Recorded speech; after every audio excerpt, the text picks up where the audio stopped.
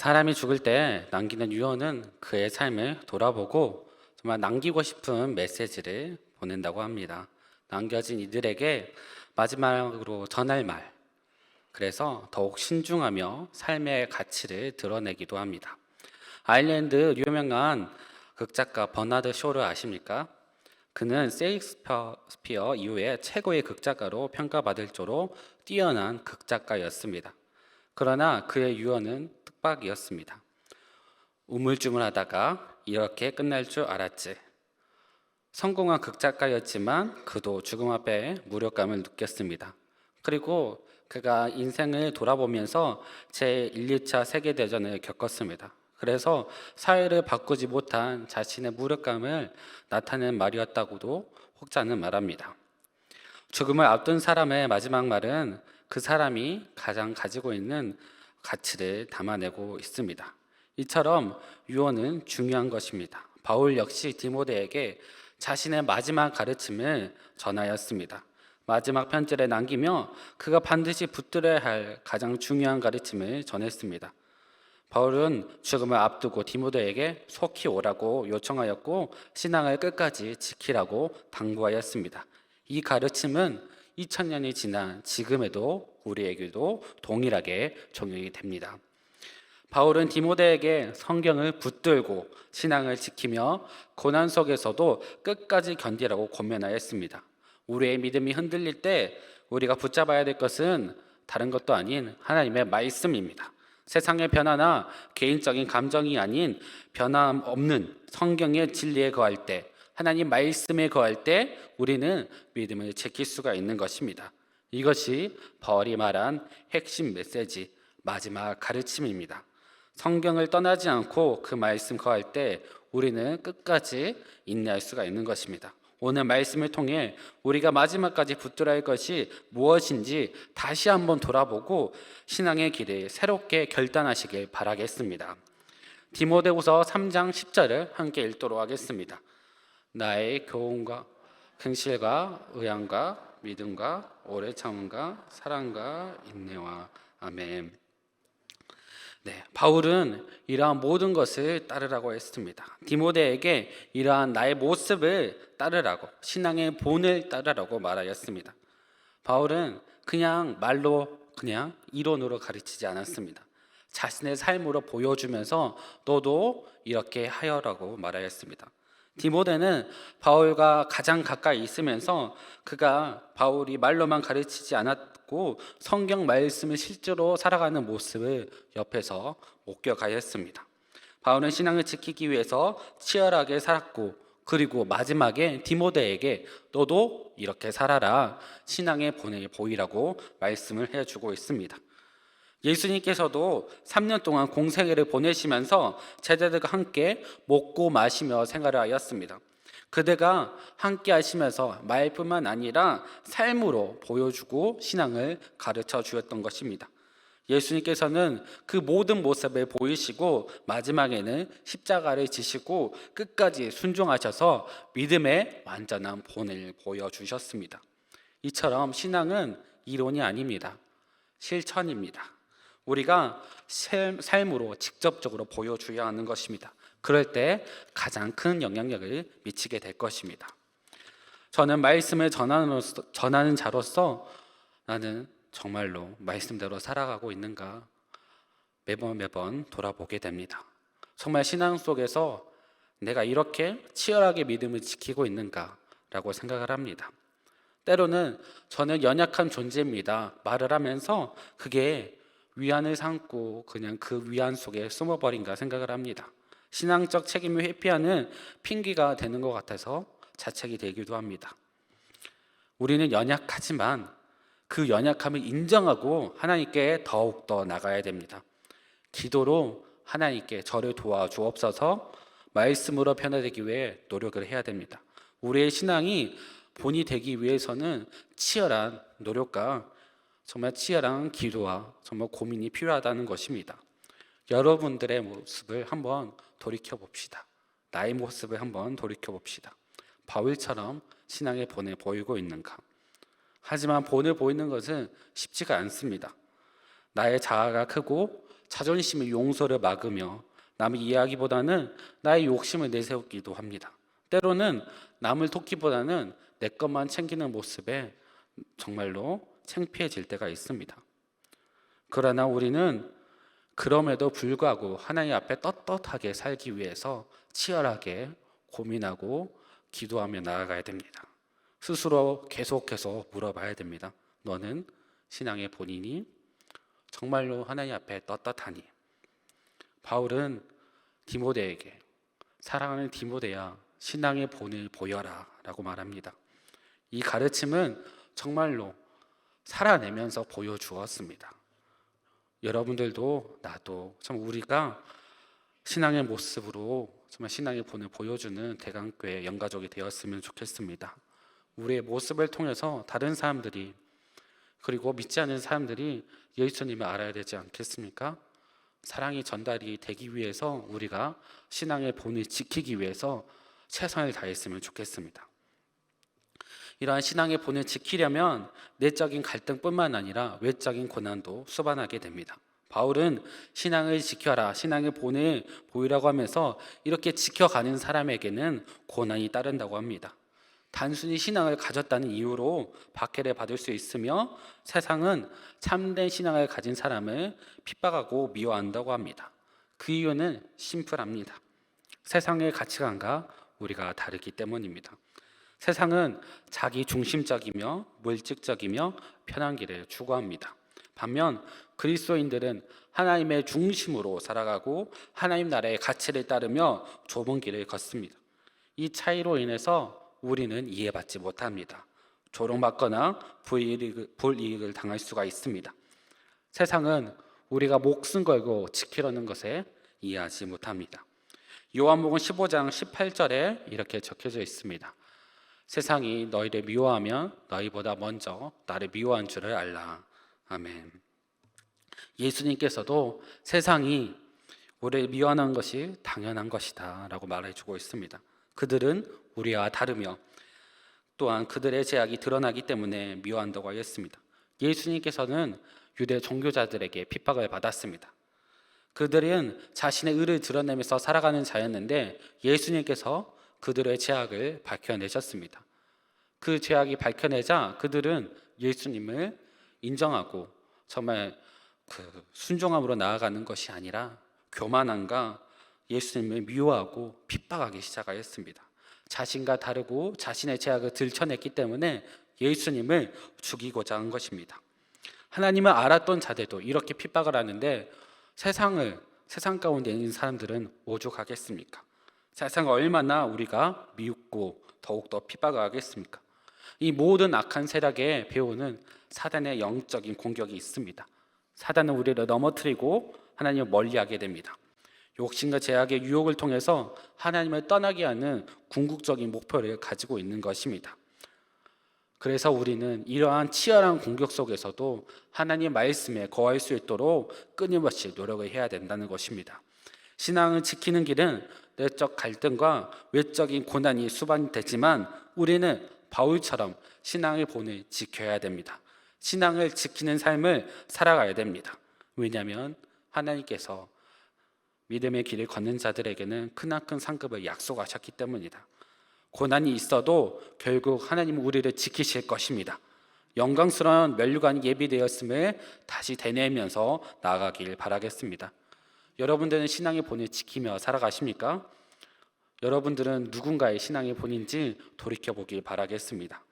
또 신앙의 본을 보이기 위해서는 성경적인 지도자와 영적인 멘토가 옆에 있어야 됩니다. 함께 신앙생활하면서 가르침을 받고 본받고 성장하는 것이 중요합니다. 주변에 한번 돌아보시기 바라겠습니다. 옆에 있는 사람들이 신앙의 멘토이고 그리고 함께할 가족입니다. 대강교회 영가족인 것처럼 여러분들의 신앙의 본으로 함께 커갈 수 있는 영적인 공동체인 것입니다. 이 영적인 공동체 가운데 서로 본받으면서 살아가길 바라겠습니다. 여러분의 삶이 다른 사람들에게 빛이 되고 영향을 끼칠 수가 있습니다. 세상이 아무리 우리를 조롱하고 교회를 손가락질 하더라도 뉴스에서 교회에 안 좋은 소식이 나오더라도 세상이 보는 하나님은 예수님은 나를 통해, 여러분을 통해 결국엔 드러나게 되는 것입니다. 여러분 가까이 있는 사람들이 여러분들을 통해 하나님을 알고 예수님을 알게 된다는 것입니다.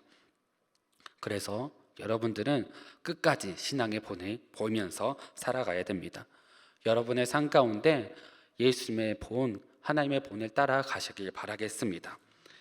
나는 신앙의 본을 따르고 있는지를 돌이키며 결단하시길 바라겠습니다. 두 번째로 우리는 성경을 붙들고 살아가야 됩니다. 바울은 디모데에게 신앙을 끝까지 지키는 방법은 하나님의 말씀을 붙드는 것을 강조했습니다. 우리가 성경을 붙들 수 있는 것은 우리의 노력이 아니라 예수님께서 함께 붙들어 주시는 거기 때문입니다. 예수님께서는 우리를 버리지 않으시고 강한 손과 편팔로 함께 하실 것입니다. 디모데는 참으로 특별한 사람이었습니다. 바울뿐만 아니라 어머니 유니게와 외할머니 로이스에게 신앙을 배웠습니다. 그의 어린 시절부터 받은 신앙의 교육은 평생 동안 하나님을 따라가는 데 살아갔습니다. 오늘날 우리도 믿음의 길을 끝까지 걸어가기 위해서는 성경의 말씀을 가까이 하고 붙들어야 됩니다. 디모데후서 3장 14절을 함께 읽도록 하겠습니다. 그러나 너는 배우고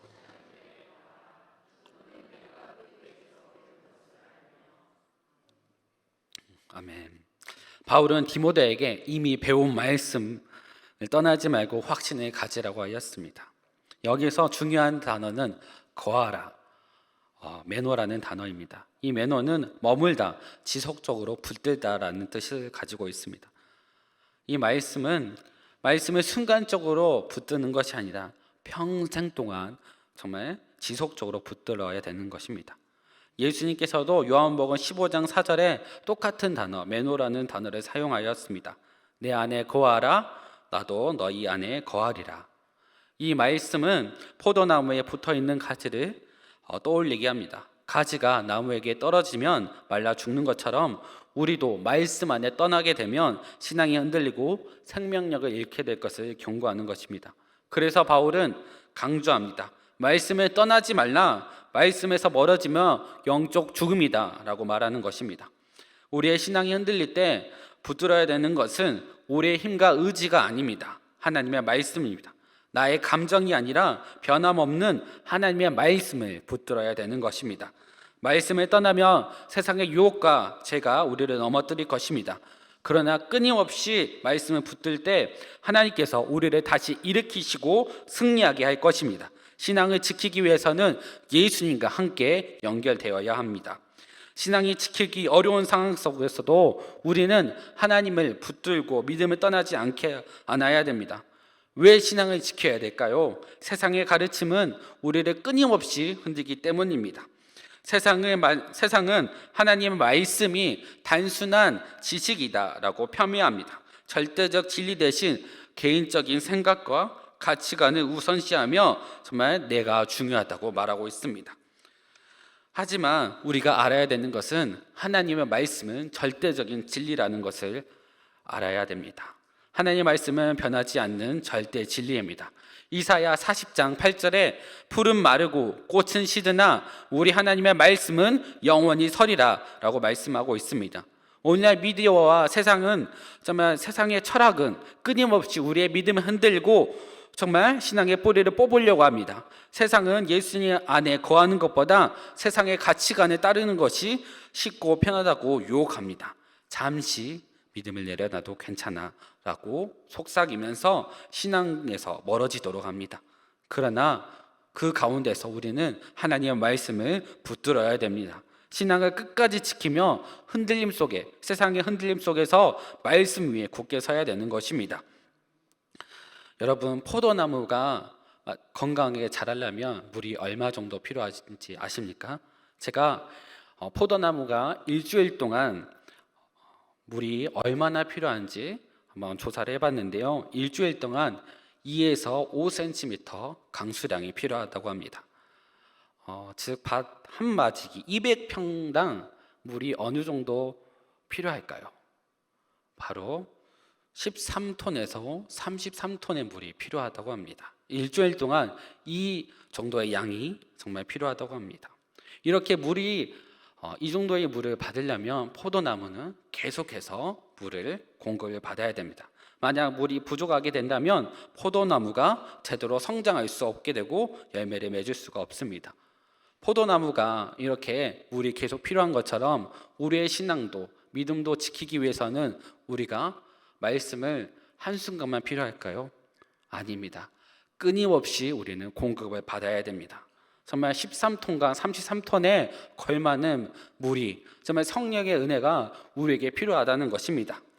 그래서 우리는 어렸을 때부터 계속해서 공급받는 것이 중요하고, 또한 우리가 평생에 걸쳐서 하나님의 은혜 가운데 거하는 것이 중요하다는 것을 꼭 말씀하고 싶었습니다. 말씀을 한 번의 경험으로, 신앙으로 완성하지 마십시오. 평생에 걸쳐서 하나님의 말씀을 끝까지 붙들고 살아가시길 바라겠습니다. 내일부터 유년부와 초등부가 겨울 성경학교가 진행이 됩니다. 이번 성경학교는 신약 성경 맥잡기라는 주제로 진행합니다. 이 성경학교에 신약 성경을 배우고 신약 성경을 더욱 알아서 아이들이 성경을 더 알았으면 하는 마음이 있습니다. 그래서 하나님을 더 알아가고 나를 살리시고 예수님에 대해서 알아갔으면 좋겠다는 마음이 있습니다. 포도나무가 충분한 물로 공급을 받아 건강하게 자라듯이 우리 아이들도 정말 이러한 13톤과 33톤에 걸맞는 은혜가 필요합니다. 우리 아이들에게 수준에 맞는 말씀도 필요하고 그에 걸맞는 사랑과 복음의 통로, 정말 교사분들이 너무나도 필요합니다. 아이들이 하나님의 사랑을 깨닫기 전에 우리 선생님들의 사랑으로 정말 변화하고 또 그 사랑으로 정말 믿음이 자라기를 소망합니다. 그 사랑을 받는 아이들이 신앙의 뿌리를 내리게 될 것입니다. 그리고 성령의 은혜로 변화되어서 대안교회를 세우고 세상을 바꾸게 될 것입니다. 하나님의 말씀을 들은 아이들이 세상 가운데 나아가서 세상의 가치와 하나님의 말씀 가운데 갈등이 될 때 그들의 뿌리 깊은 신앙이 그들을 바로 세우게 될 것입니다. 그렇게 하기 위해서 우리 아이들이 하나님의 나라로 천국에 가기까지 정말로 최선을 다해서 기도하고 성경학교를 준비하고 하나라도 아이들이 말씀을 들어서 변화하기를 정말로 소망하고 있습니다. 그러한 마음으로 겨울 성경학교를 준비하고 있습니다. 이 시간 정말 기도 시간에 우리 성경학교를 위해서 그리고 우리 아이들을 위해서 기도해 주셨으면 좋겠습니다. 포도나무도 일주일에 13톤과 33톤의 물이 필요합니다. 그렇다면 우리 아이들에게는 얼마나 많은 은혜가 필요하겠습니까? 얼마나 많은 사랑이 필요하겠습니까? 그렇게 따진다면 우리가 너무 초라해 보이고 힘이 부족해 보입니다. 그 부족한 것을 채우는 것은 다른 것이 아닙니다. 하나님의 사랑, 우리 성도님들의 기도, 그리고 다가가서 정말 하나님의 말씀을 듣고 변화될 수 있도록 우리 교사 선생님들의 정말 피땀 어린 노력, 하나라도 알려주기 위해서, 하나님에 대해서 알려주기 위해서, 그들이 변화되기 위해서 기도하고 끝까지 사랑에 수고를 다하는 그 헌신이 필요한 것입니다. 그럴 때 13톤과 33톤에 걸맞는 하나님의 은혜가 충만하게 임하게 될 줄 저는 믿어 의심치 않습니다. 성경학교를 위해서 기도해 주시고 우리 아이들을 위해서 기도해 주시기 바랍니다. 여러분들의 기도가 너무나 필요합니다. 이 세대 가운데 믿음의 세대로 바로 서기 위해서는 정말로 많은 은혜가 필요합니다. 정말 절실하게 마음을 다해 사랑을 다해 기도해 주시기 바라겠습니다. 마지막으로 바울은 성경대로 살아가라고 명령을 하고 있습니다. 바울은 디모데에게 성경대로 살아라 권유가 아니라 명령을 하고 있습니다. 마지막 때를 살아가는 성도가 반드시 지켜야 될 명령입니다. 모든 성경은 하나님의 직접적인 영감으로 기록된 책입니다. 하나님의 숨을 불어넣어서 살아 움직이는 책, 하나님의 뜻과 사랑이 담긴 책인 것입니다. 하나님은 성경을 통해서 우리가 바른 길을 걸을 수 있도록 그리고 잘못된 길에서 경고하고 돌이킬 수 있도록 끝까지 믿음을 지키며 살 수 있도록 성경을 주었습니다. 너무나 깊은 사랑이 담긴, 정말 어떻게 하면 하나님 뜻대로 살아갈 수 있도록 우리를 도와주는 그 말씀이 이 성경책이라는 것입니다. 이 말씀을 붙들지 않으면 어떻게 될까요? 우리는 그 결과를 보았습니다. 아담과 하와가 하나님의 말씀을 제대로 알지 않았을 때 결과가 어땠습니까?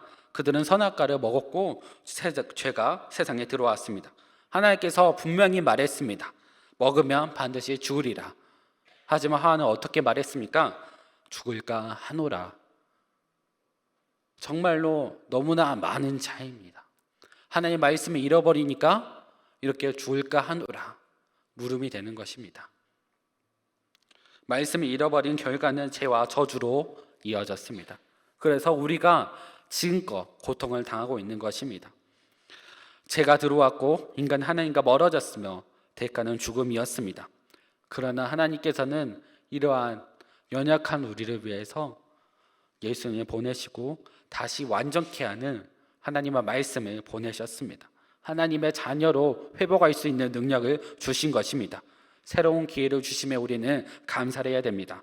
그렇게 하면 우리는 어떻게 해야 됩니까? 말씀을 듣기만 해서 끝내야 되는 건 아닙니다. 그 말씀을 실천하며 신앙을 지키며 살아가야 됩니다. 신앙을 지키는 삶은 말씀을 실천하는 삶입니다. 성경은 우리에게 해감의 능력을 주는 책임으로 우리는 그것을 믿고 나아가야 됩니다. 하나님의 말씀에 가까이 하는 자는 마음의 감동을 받습니다. 하나님의 말씀에 가까이 하는 자는 양심을 찌르고 깨닫게 합니다. 하나님 말씀에 가까이 하는 자는 하나님 뜻대로 살지 않으면 견딜 수 없는 마음을 주십니다. 이런 마음을 가지고 계십니까? 이런 마음을 가지고 계셔야 됩니다. 그렇지 않으면 말씀대로 살아가지 않을 것입니다. 머리로만 아는 것이 아니라 마음으로 움직이는, 그리고 삶으로 행동으로 실천하는 우리 성도님들이 되어야 하는 것입니다. 하나님의 말씀을 가까이 하고 그 말씀을 붙들고 말씀의 기준대로 살아가는 삶이 살아가야 됩니다.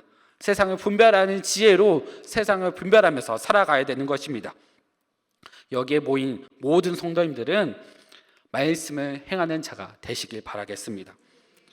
그 말씀을 배우는 것에 만족하시지 말기를 바랍니다. 배우는 것으로 만족하지 말고 그 말씀을 실천하며 살아가십시오. 하나님 말씀에 따라 살아가는 것이 쉽지 않을 수도 있습니다. 신앙을 지키려면 유혹이 올 수도 있습니다. 세상은 우리를 조롱하고 우리의 믿음을 무너뜨리려고 합니다. 그러나 기억해야 됩니다. 앞에서도 말했듯이 신앙의 끝을 지킨 자들에게는 하나님의 영광스러운 상급이 예비되었습니다. 디모데후서 4장 7절에서 8절을 함께 읽도록 하겠습니다. 나는 선한 싸움을 싸우고 나의 달려갈 길을 마치고